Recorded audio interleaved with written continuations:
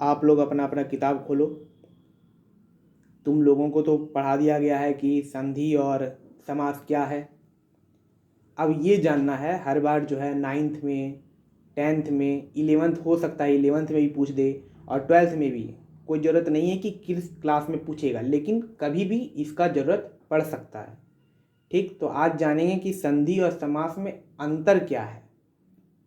संधि जो होता है वो दो वर्णों का योग होता है। ठीक, संधि क्या होता है? दो वर्णों का योग होता है, जबकि समास दो पदों का योग होता है। पहला ये हो गया। दूसरा हुआ कि संधि के लिए दो वर्णों के मेल और विकार की गुंजाइश रहती है। ठीक, कि दो वर्णों के मेल और विकार की गुंजाइश रहती है। और दूसरा ये है कि समास में दो पदों के प्रत्यय समाप्त कर दिए जाते हैं। जब कहने का तात्पर्य ये है कि जब दो वर्ड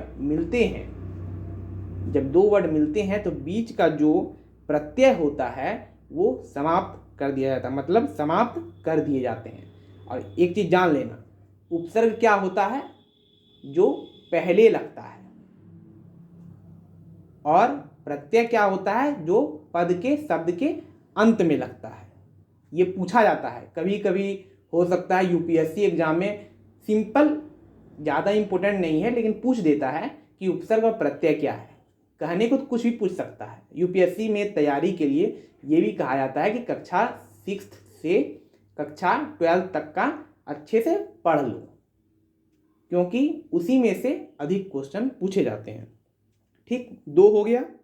तीसरा है कि संधि के तोड़ने को विच्छेद कहते हैं। सिंपल याद रखने का ट्रिक ये है कि संधि विच्छेद, ठीक, संधि के तोड़ने को विच्छेद कहते हैं।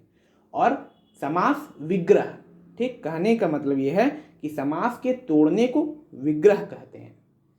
पहला क्या हो गया कि संधि में दो वर्णों का योग होता है, जबकि समास में दो पदों का। ठीक, दूसरा हो गया कि संधि के लिए दो वर्णों के मेल और विकार की गुंजाइश रहती है, जबकि समास में पदों के प्रत्यय समाप्त कर दिए जाते हैं। तीसरा हुआ कि संधि के तोड़ने को विच्छेद कहते हैं। जैसे पीतांबर हुआ, उसको तोड़ेंगे तो पीत प्लस अंबर होगा। और समास के तोड़ने को विग्रह कहते हैं, जैसे पीत अंबर। एक है, जैसे 3 गो जो है प्रायः तौर पर अंतर दिखाया जाता है, लेकिन अगर चाहो तो चौथा भी डाल सकती हो कि समास के जो हैं 6 भेद होते हैं, जबकि संधि के 3 भेद होते हैं। संधि के 3 भेद होते हैं, जबकि समास के 6 भेद होते हैं। ठीक, सब ये लिख लो।